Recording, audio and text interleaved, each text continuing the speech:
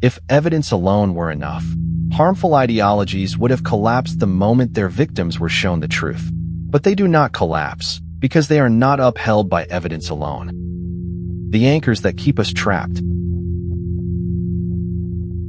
This is not a film against ordinary believers, voters, followers, families, or communities. It is a film against the mechanism by which harmful systems keep human beings loyal after the evidence has turned against them. The same structure can appear in religion, in politics, in conspiracy movements, in cults, in abusive institutions, in extremist groups, and in family systems. The costume changes, but the anchors repeat. The task, then, is to build a cognitive tool, a representation that makes the invisible visible. Not a picture of what the ideology looks like from the outside, but a way to see the mechanism of what it protects on the inside.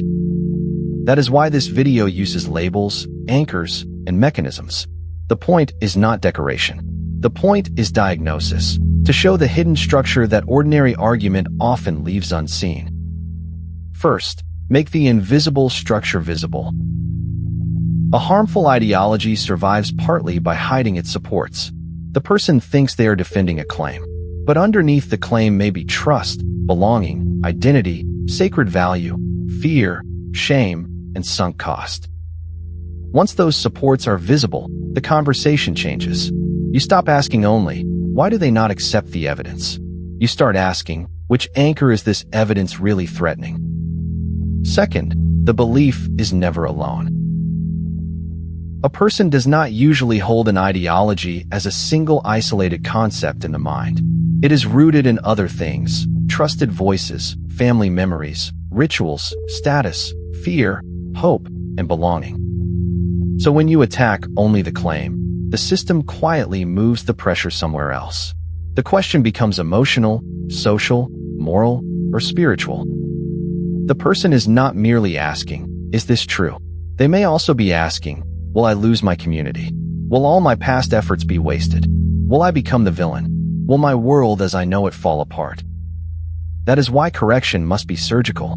You do not only answer the argument, you identify what the argument is protecting. The anchors fall into 6 families. The first family is trust. The ideology arrived through voices that seemed safe. Parents, teachers, elders, leaders, sacred texts, experts. The believer must now doubt not only a claim, but the pipeline that carried it to them. The second family is belonging. Groups reward agreement and punish doubt, sometimes softly, with disappointment, sometimes brutally, with exile, shame, threats, loss of family peace, or, in extreme settings, physical danger. The third family is identity. Some beliefs are not held as opinions. They are held as self. This is who I am. This is my tribe. This is the moral ground beneath me. The fourth family is sacred protection. Once something is holy, revolutionary, patriotic, ancestral, or morally pure, ordinary comparison feels like betrayal. The fifth family is emotional debt. Years of obedience, sacrifice, advocacy, prayer, loyalty, and public defense make revision feel like humiliation, bewilderment, or waste. The sixth family is epistemic closure. The system decides in advance which sources count. Outsiders are corrupt. Defectors are bitter. Neutral standards are dismissed as hostile.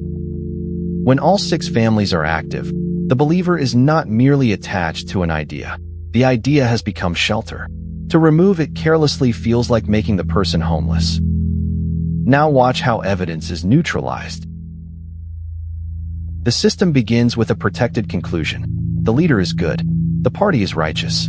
The scripture is perfect. The movement is pure. The family never lies. Then reasoning works backward. Friendly facts are welcomed. Threatening facts are cross-examined until they become uncertain, irrelevant, or morally excusable. Words retreat. Abuse becomes discipline. Coercion becomes protection. Failure becomes a test. Harm becomes sacrifice.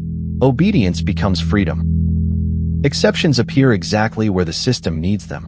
The rule applies to everyone else, but not to the sacred leader, the chosen group, the founding text, or the heroic cause. The target is drawn after the shot. Standards are adjusted around the favored outcome, and then the system calls the result consistency. Moral discomfort is reduced. The victims are minimized. The harm is renamed. Responsibility is displaced upward to authority or outward to enemies. At the end, the believer may still feel rational, not because the evidence was fairly weighed, but because the mind was given enough material to keep the protected conclusion alive. So what must be starved? You cannot starve a harmful ideology by feeding its favorite battlefield. If it wants endless debate, do not give it endless debate. If it wants outrage, do not give it outrage. Starve the authority monopoly. Show that no leader, book, party, family, institution, or scholar earns immunity from ordinary moral inspection. Starve the double standard. Before the favored actor is named, ask what rule applies. If the rule changes after the identity is revealed, the defense is not moral reasoning. It is loyalty reasoning. Starve semantic escape.